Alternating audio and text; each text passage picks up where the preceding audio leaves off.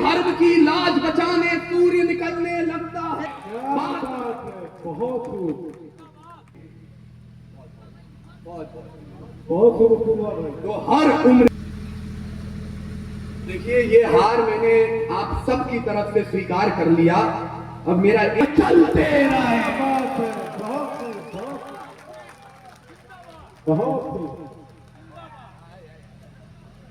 क्या कहने मालूम है, आज से हमने 1 महीने पूर्व कुछ ऐसा देखा है कि पूरे शहर की नजरें झुक गई थी। जागीर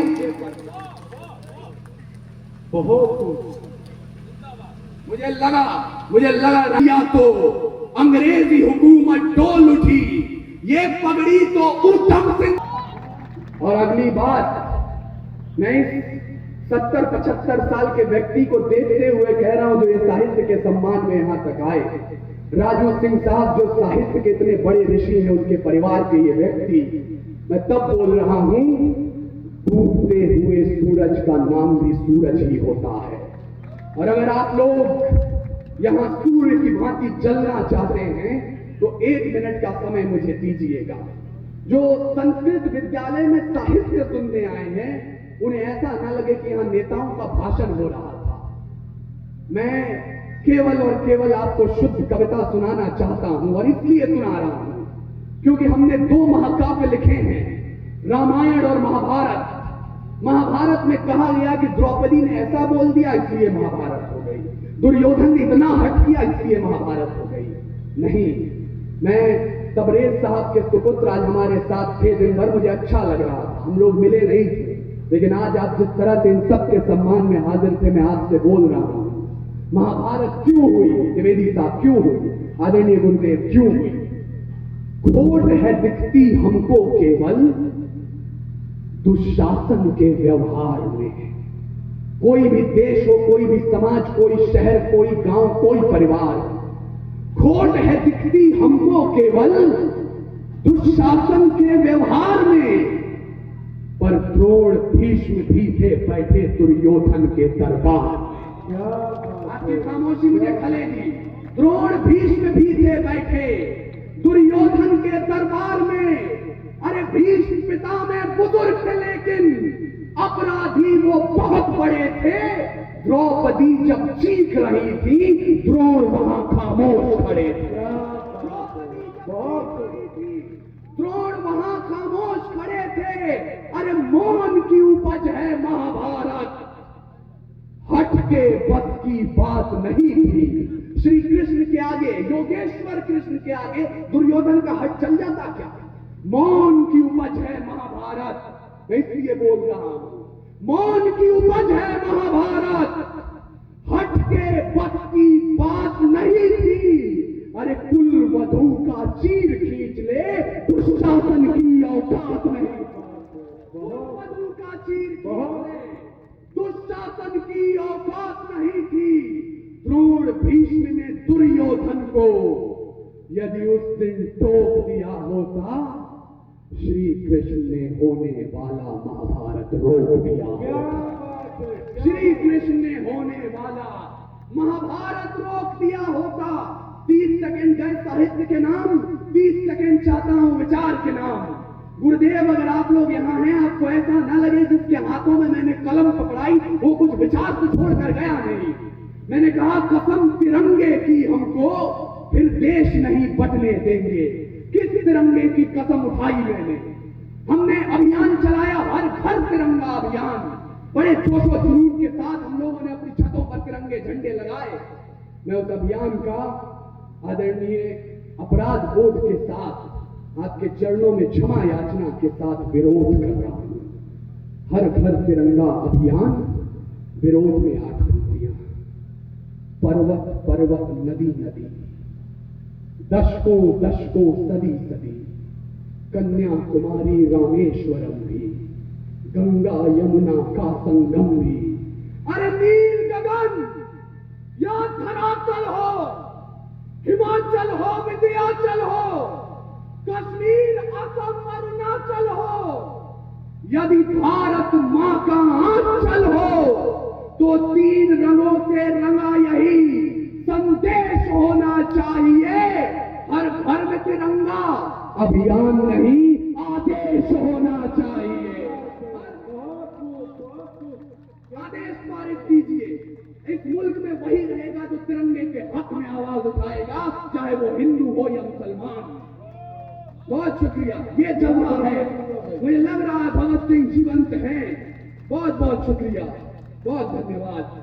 और मुझे प्रकाश पटेरिया याद आ रहे हैं कि आसमान में बुलंद अब तक वो परिंदा है, समूची आज भी दुनिया में उस घटना की निंदा है।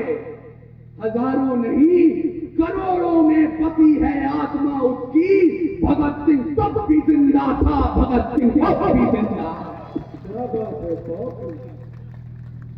लेकिन हमें पढ़ाया क्या गया 2 अक्टूबर को, दे दी हमें आजादी बिना खड्ग बिना ढाल, साबरमती के संत तूने कर दिया कमाल। वाकई साबरमती के संत ने जो कमाल किया, आप विश्व का इतिहास पलट कर देख लीजिए, महात्मा गांधी के व्यक्तित्व के बराबर तो दूर निकट भी कोई नहीं मिलेगा। लेकिन जो तुकबंदी के लिए पंक्ति लिखी गई, दे दी हमें आजादी बिना खड्ग बिना ढाल, मैं जब भी ये सुनता हूं मेरे कानों में सुभद्रा कुमारी चौहान गुनगुनाने लगती हैं, चमक उठी सन 57 में वो तलवार पुरानी थी, फिरंगियों को भगाने की वीर कुंवर सिंह ने ठानी थी, बुंदेले हर बोलों के मुंह हमने सुनी कहानी थी, और खूब लड़ी मर्दानी वो तो झांसी वाली रानी, वो तो झांसी वाली रानी थी। इसलिए मुझे विदा कीजिए और एक संकल्प अपने साथ लेकर जाइएगा। आप जिस जमीन पर खड़े हैं, जिस जगह में जी रहे हैं, जिस हालात में आपका देश धड़क रहा है, ये जिंदा सबूत है इस बात का कि बाज का खतरा सदा रहा है चिड़ियों की मुस्कानों पर। अच्छा लगा मुझे, कविता यहां सुनी जा रही है, शुक्रिया, बहुत अच्छा। अब चाचा, बाज का खतरा सदा रहा है चिड़ियों की मुस्कानों पर, और दीपक भारी नहीं पड़े हैं आंधी और तूफानों पर। परिवर्तन का नया उजाला केवल मशाल ही लाएंगे। सदनों में कोई पहुंचे, जनादेश किसके साथ है मैं भी जानता हूं और आप भी जानते हैं। परिवर्तन का नया उजाला केवल मशाल ही लाएंगे, चराग जलाकर इनकलाब ना आए हैं ना आएंगे। चराग जलाकर इनकलाब ना आए हैं ना आएंगे। तब बोल रहा हूं मैं आपसे, भूलिएगा मत आप किस पीढ़ी के हैं, भूलिएगा मत आप किस देश के हैं।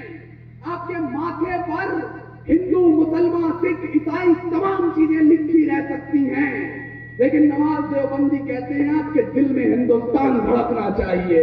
अगर हिंदुस्तान धड़कता है तो इन 8 पंक्तियों पर मुझे विदाई दीजिएगा। मैं विदाई चाहता हूं आपकी, और एक संकल्प के साथ। मैंने कहा कुछ बात तो है कि हस्ती मिटती नहीं हमारी। चलिए, जाते जाते सिर्फ तालियां बजवा कर गया तो यहाँ आने का मतलब क्या हुआ? अगर मैं ये ना बोलूं तो मैं अपने आप को कुछ भी बुला लूं, अपूर्व विक्रम शाह नहीं बोल सकता। मैंने एक तराना गुनगुनाया है, सारे जहां से अच्छा हिंदुस्तान हमारा। ये तराना पूरे देश में गूंज रहा था, अल्लामा इकबाल ने लिखा। लेकिन जब 2 देशों के बंटवारे की बात हुई तो उसी अल्लामा इकबाल ने, उन्हीं महान कलमकार ने इस तराने को पलट कर लिखा और उन्होंने कहा, तेगों के साए में हम पलकर बड़े हुए हैं, खंजर हिलाल का है कौमी निशान हमारा, चीनो अरब हमारे हिंदुस्तान हमारा, मुस्लिम है हम वतन है सारा जहां हमारा। जब ये बात बनारस के एक नौजवान शायर को मालूम चली, उसने कहा इकबाल साहब ये लिख कैसे सकते हैं। आना हुआ इकबाल साहब का दिल्ली के किसी मुशायरे में, वो नौजवान शायर भी वहां पहुंचा, शायद आप तक ये जानकारी पहली बार पहुंचेगी। वो वहां पहुंचा और उसने पूरा मुशायरा सुना। इकबाल का हजरत इकबाल आए हैं, उन्होंने तराना मिल्ली सुनाना शुरू किया। मंजर हिलाल का है कौमी निशा हमारा, आबिर गंगा वो दिन है याद तुझको, उतरा तेरे किनारे कारवां हमारा, तमाम चीजें उनने बोली। एक पंछी उनके पास पहुंची, उस पर लिखा था हम भी कुछ कहना चाहते हैं। उस नादी परंपरा उर्दू पर थी, उस नाद के बाद कोई अपना कलाम पढ़ता नहीं था। इकबाल साहब ने कहा वाह ये बच्चा कुछ कहना चाहता है। उस बच्चे का नाम कोई रामचंद्र चट्टोपाध्याय नहीं था, नजीर अहमद, जो आगे चलकर नजीर बनारसी के नाम से जाने गए। मैं बोल रहा हूं आपकी टोपी पर, आपकी दाढ़ी पर गद्दारी नहीं लिखी है और किसी के तिलक पर भी वतन परस्ती नहीं लिखा हुआ है। कौन कहां खड़ा होता है, कौन हक बात बोलता है, इस पर निर्भर करता है। नजीर बनारसी ने एक शेर पढ़ा और मुशायरा अपने नाम कर लिया। इकबाल के सामने नजीर बनारसी ने केवल इतना कहा, इकबाल ने जो छोड़ी राहे वतन परस्ती, गाकर नया तराना सारा जहां हमारा। हमने भी एक मिसरे में बात खत्म कर दी, सारा जहां तुम्हारा, हिंदुस्तान हमारा। क्या बात है, अच्छा लगा, आप सच के साथ में सच्चाई की आवाज है, ये बंद ना हो पाएगी और कबीर की घोष ना बुलंद ना हो पाएगी। वाणी का जय घोष कभी हथियार नहीं डालता, कातिलों की झोली में ये प्यार नहीं डालता। भारत की आन रहे शीश भी कटाएंगे, सरहद से आवाज आए खून भी बहाएंगे। लहू की रवानी में उफान होना चाहिए, अंबर से भी ऊंचा हिंदुस्तान।